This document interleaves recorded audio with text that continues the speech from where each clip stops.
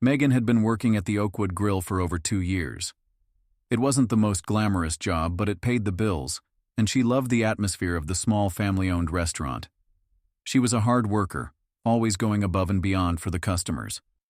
And her friendly demeanor and ability to remember the smallest details made her one of the best waitresses in the place. On a busy Saturday afternoon, Megan was working the lunch rush, balancing a tray full of drinks and keeping an eye on her section. The restaurant was buzzing with energy. Families, couples, and business professionals all crammed into the warm, inviting space. As usual, Megan moved between tables with ease, exchanging pleasantries and making sure everything was just right. Then she noticed a commotion at one of the tables. A young family, mom, dad, and their young son, were seated near the corner, and the little boy was making a strange sound. It started as a cough but quickly escalated into frantic gasping for air. Megan's heart skipped a beat as she rushed toward them. "Oh my God, he's choking!" the mother screamed, her face pale with panic. Megan didn't hesitate. She had taken a first aid course when she started working at Oakwood Grill, but she had never been in a situation like this before.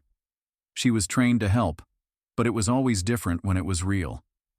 The mother was frozen, unable to react in time. Megan grabbed the boy, pulling him out of his seat with practiced ease and flipping him over her arm. She gave him several quick, forceful back blows between his shoulder blades. The room fell silent as everyone watched in tense anticipation. After the third blow, the boy let out a small gasp and began to cough violently. Megan kept her calm, gently turning him around and kneeling down to make sure he was breathing again. He was still a little shaken, but his color was returning to normal and he was able to take shallow breaths. The mother, her hands trembling, hugged her son tightly. "Oh my God, thank you. Thank you so much." Megan smiled, trying to hide her own relief. "It's okay. He's going to be fine." The boy, still coughing but much better, looked up at Megan with wide eyes. "Thank you, miss," he said, his voice small but grateful. Megan patted his back gently. "You're very welcome, sweetheart. Just take it easy for a minute, okay?" The father, who had been too stunned to react at first, now stood up and put his hand on Megan's shoulder. "That was amazing," he said, his voice filled with gratitude. "You saved our son. I don't know how to thank you." "It's my job," Megan said, modestly brushing it off. "Just doing what I'm trained to do." The family seemed to settle down, and the mother held her son, whispering reassurances as he regained his composure. Megan stood back for a moment, checking to make sure they were okay before moving on to her other tables. The shift was far from over, and there was still a lot of work to be done. After the excitement settled, Megan went back to her section, her mind still racing. The boy's choking incident had shaken her, and even though she had remained calm in the moment, her heart was still pounding in her chest. She had never had to act so quickly before, and it felt like a blur of adrenaline and instinct. She focused on her work, making sure every table was attended to, but the boy and his family lingered in her mind. It wasn't until her break that she had a chance to sit down and process what had happened. She grabbed a cup of coffee in the back and sat in the small break room, trying to steady her breath. She couldn't help but replay the incident in her mind. The fear in the mother's eyes, the frantic choking noises, and how she had responded without thinking. Megan wasn't one to seek attention, but something about the way that family had looked at her. It felt like she had done more than just save a life.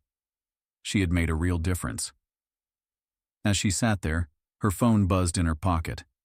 It was a text from her mom.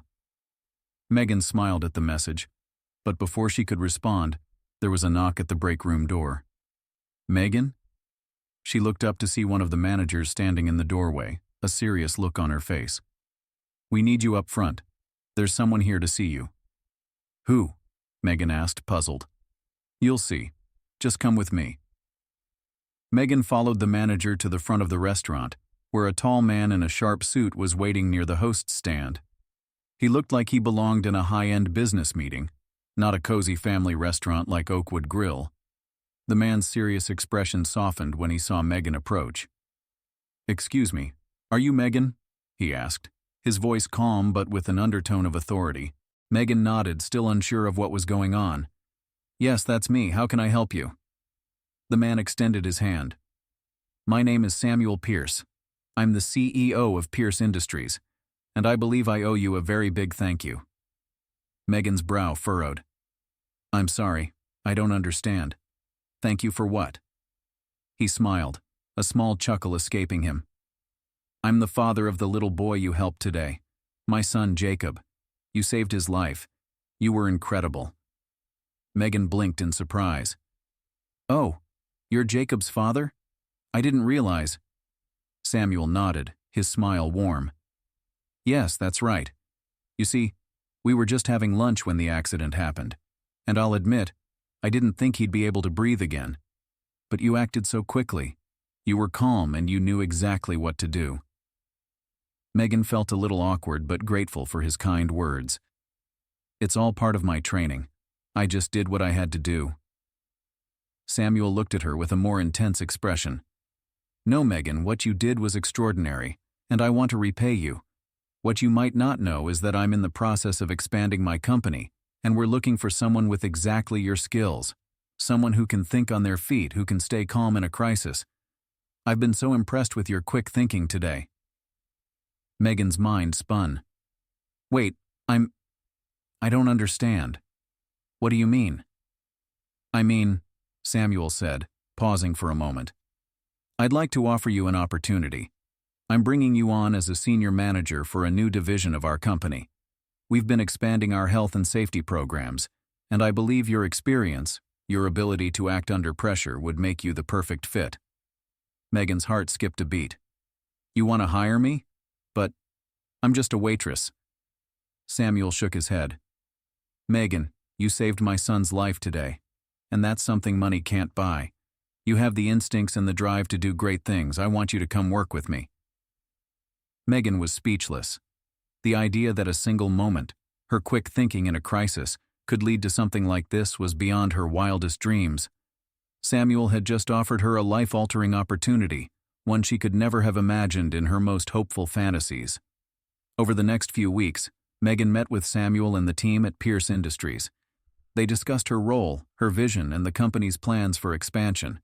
She was hired as a senior manager overseeing new health and safety protocols for the company, which included handling emergency situations, just like the one she had dealt with that day.